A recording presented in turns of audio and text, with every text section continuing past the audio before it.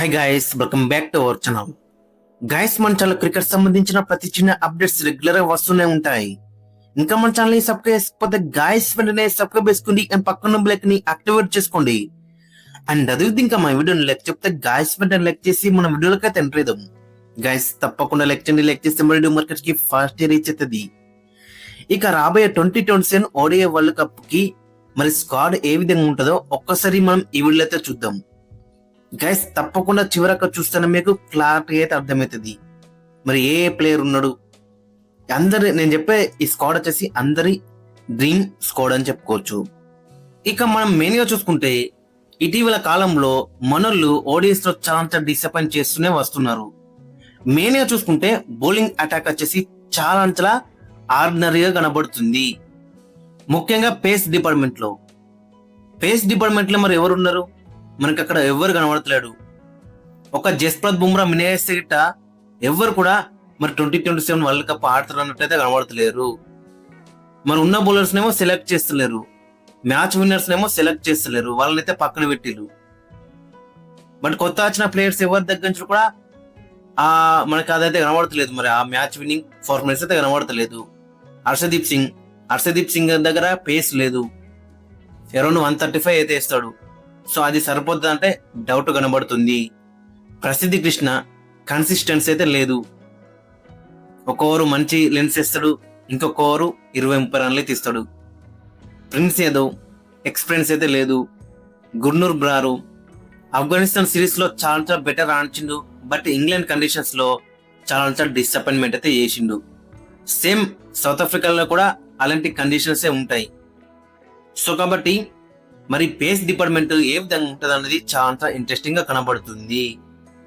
మరి హర్షిత్ రాణా కూడా ఇంజూరీ చాలా అవుతున్నాయి అతనికి రీసెంట్ టైమ్స్ లో మనం చూసుకుంటే. సో ఓవరాల్ గా చూసుకుంటే పేస్ బౌలింగ్ యూనిట్ మనకి కనబడతలేదు. ఉన్న బౌలర్స్ ని పక్కన పెట్టిల్లు, మ్యాచ్ విన్నర్స్ ని పక్కన పెట్టిల్లు. మెయిన్ చూసుకుంటే మహమ్మద్ సిరాజ్ ని ఎందుకు పక్కన పెట్టిల్లు ఎవరు కూడా అర్థమైతలేదు. మహమ్మద్ షమ్మి ఉన్నాడు, భువనేశ్వర్ కుమార్ ఉన్నాడు. ఈ పేస్ బౌలింగ్ డిపార్ట్మెంట్ తో వెళ్తే చాలా బెటర్ అవుతుంటది. బుమ్రా, షమ్మి, సిరాజ్ అండ్ భువనేశ్వర్ కుమార్. ఇక ఫైనల్ గా ఒక్కసారి మనం ఓడిఎస్ కార్డు చూసుకుంటే ఈ విధంగా ఉంటే బెటర్ అవుతుంటది. బ్యాటర్స్ వచ్చేసి శుభ్మన్ గిల్, కెప్టెన్ రోహిత్ శర్మ, విరాట్ కోహ్లీ, శ్రేయస్ అయ్యర్, యశస్వి జైస్వాల్.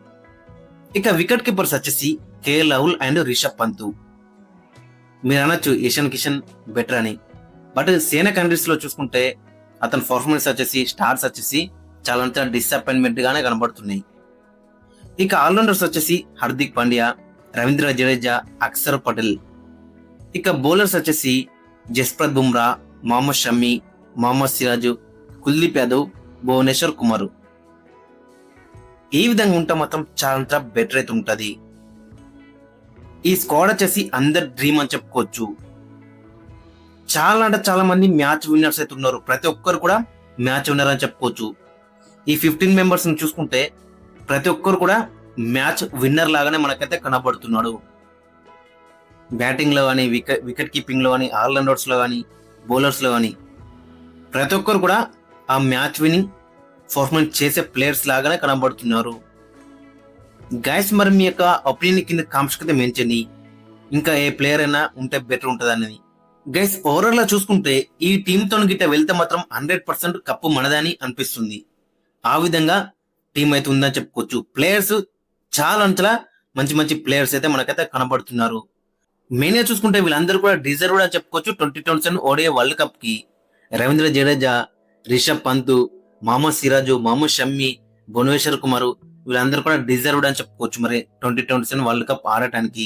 మెయిన్ గా చూసుకుంటే రీసెంట్ టైమ్స్ లో ఓడిఎస్ లో చాలా డిసప్పాయింట్ చేస్తున్నారు. ఆస్ట్రేలియాలో గానీ, మన హోమ్ సైడ్ లో న్యూజిలాండ్ కి ఎగనెస్ట్ గానీ, అండ్ ఇప్పుడు ఇంగ్లాండ్ కి ఎగనెస్ట్ గానీ చాలా మనోళ్ళు అయితే డిసప్పాయింట్ చేస్తూనే వస్తున్నారు.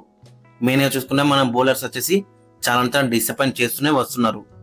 సో కాబట్టి Bumrah, Bhuvneshwar Kumar, Shami and Siraj pace attack అనేది చాలా డెడ్లీ అయితే ఉంటది. అండ్ బ్యాటింగ్ లో కూడా అక్కడ మెయిన్ చూసుకుంటే రిషబ్ పంత్, అతను కూడా యూజువల్ గా చూసుకుంటే ఇషాన్ కిషన్ వచ్చేసి టాప్ ఆర్డర్ ప్లేయర్. అదే రిషబ్ పంత్ నెంబర్ 5 నెంబర్ 6 లో ఆడతాడు, నెంబర్ 4 లో కూడా ఆడతాడు. అండ్ అదేవిధంగా మెయిన్గా చూసుకుంటే రవీంద్ర జడేజా మంచి ఫీల్డరు, మంచి బౌలరు, మంచి బ్యాటరు. ఆల్ 3 డిపార్ట్మెంట్స్ లో మంచి రాణిస్తాడు. సో అతన్ని కూడా కంటిన్యూ చేస్తే బెటర్ అయితే ఉంటుంది 2027 ఓడిఐ వరల్డ్ కప్ రాగా. గైస్ మరి మీరేమనుకుంటున్నారో ఖచ్చితంగా కింద కామెంట్స్ అయితే మెంచండి. అండ్ మీ యొక్క 2027 ఓడిఐ వరల్డ్ కప్ కి మీ యొక్క స్క్వాడ్ కూడా కింద కామెంట్స్ అయితే మెంచండి.